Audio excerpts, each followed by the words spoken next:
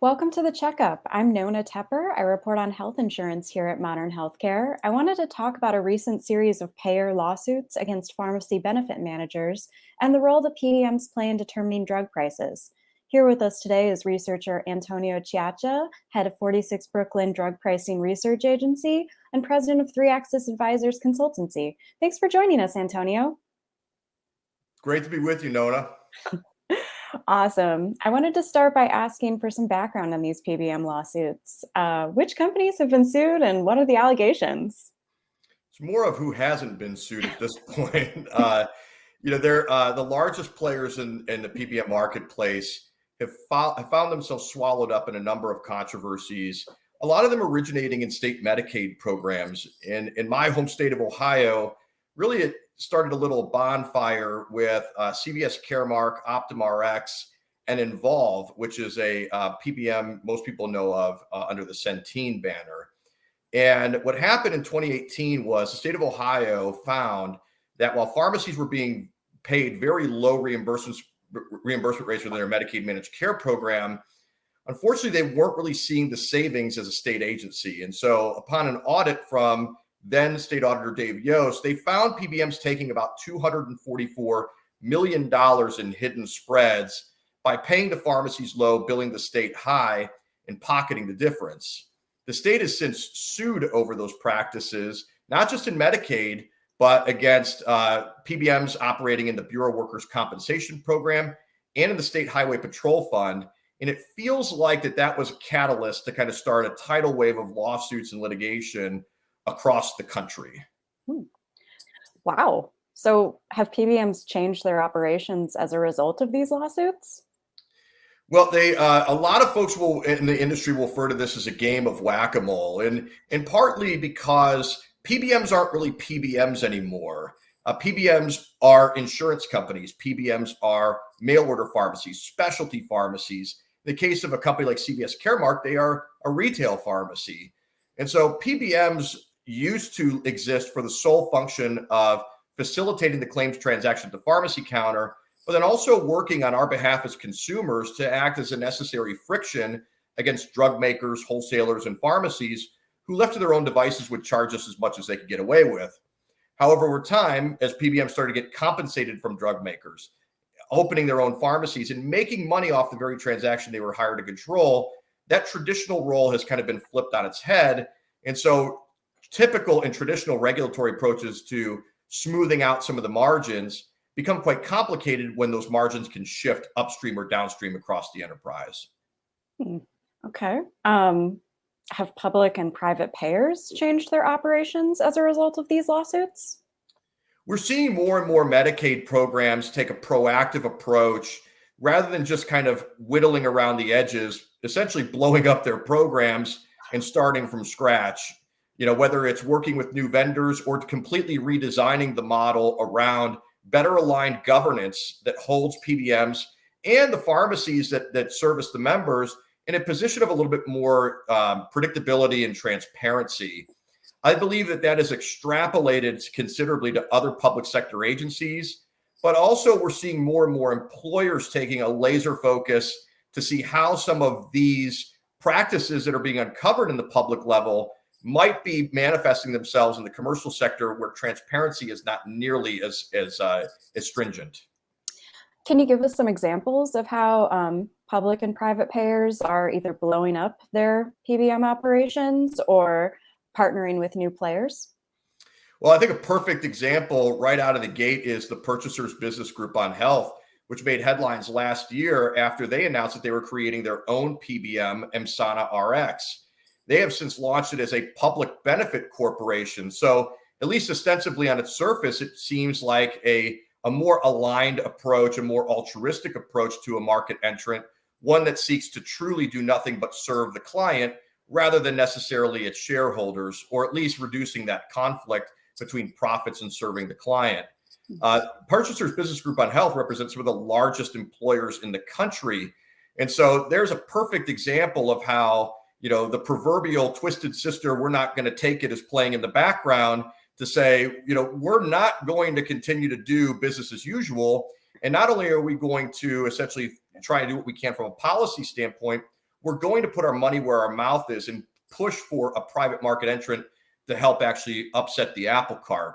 Simultaneously, we're seeing a lot of headway with transparent PBMs like Capital RX.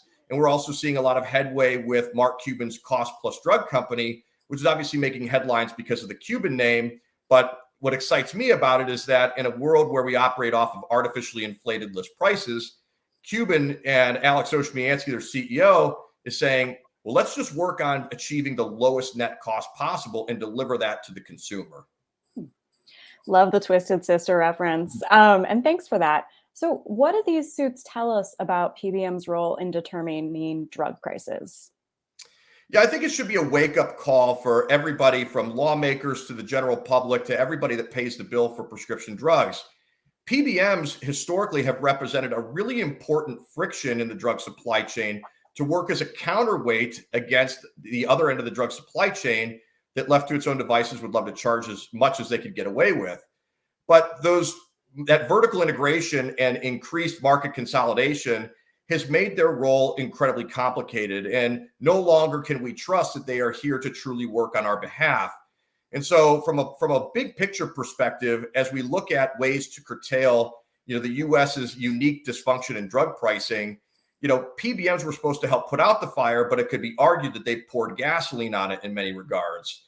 So taking a different approach to how we view PBMs and recognize it and arguably embrace the dynamics that they have inserted in the market, we'll never be able to really get to the goal of lower drug costs if we don't accommodate for those incentives that they have to inflate the cost of medications.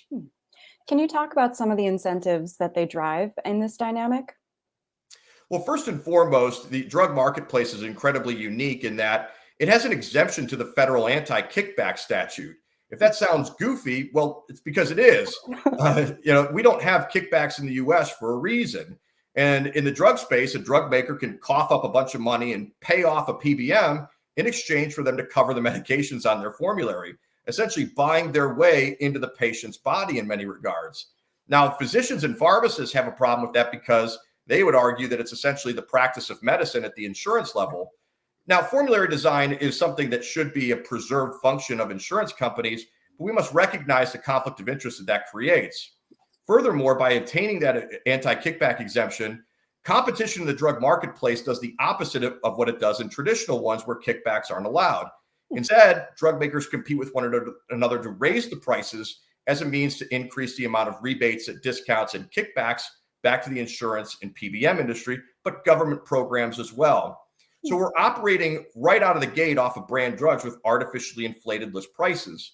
But those artificially inflated brand drugs give birth to artificially inflated generic drugs, which can be arbitraged as well across the drug channel, including PBMs.